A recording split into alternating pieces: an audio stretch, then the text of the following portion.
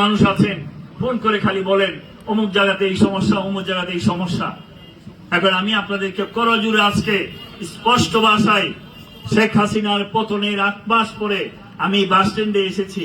আজকে আসার উদ্দেশ্য আমার এটা, এই কথাগুলো বোঝানোর জন্য যে আপনাদের এই বাস স্ট্যান্ড পরিচালিত হবে মালিক সমিতির নেতৃত্বে, শ্রমিক ইউনিয়নের নেতৃত্বে, শ্রমিক দলের সহযোগিতায় পরিচালিত হবে তার একটা সিস্টেম মতে। এখানে বাইরের কোন মানুষ যারা মালিক না, শ্রমিক না, তাদের কোনো বক্তব্য এখানে থাকবে না। আপনারা এটা আপনারা পরিচালিত করবেন। এটার জন্য যত রকমের সহযোগিতা আছে আমরা সেই সহযোগিতা আপনাদেরকে করে যাব। তবে দয়া করে অতীতে যারা ভুল ত্রুটি করেছেন সেগুলি শুধরিয়ে শ্রমিকের ভাগ্য পরিবর্তন করে, মালিকের ভাগ্য পরিবর্তন করে এটাকে পরিচালিত করবেন, সেটাই আমাদের প্রত্যাশা।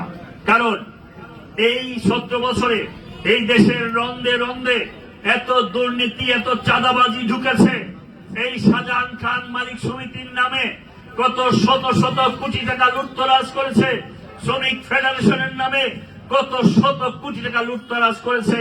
এনায়েতুল্লাহ খান আরো যারা ছিলেন সমস্ত মানুষরা, উসমান আলী সহ শ্রমিকের নাম করে ওরা আজকে শত শত কোটি টাকার মালিক, আর আসল শ্রমিকরা পেটে ভাত থাকতো না।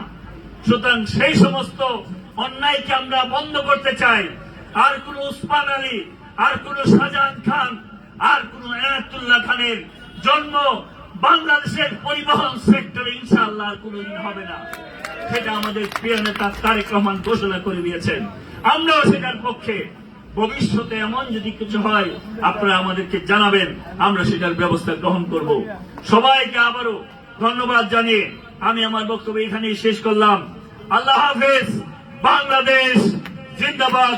শহীদ জিয়া অমর হোক। রাষ্ট্রনায়ক তারেক রহমান জিন্দাবাদ। বেগম খালেদা জিয়া জিন্দাবাদ। সবাইকে ধন্যবাদ। আসসালামু আলাইকুম।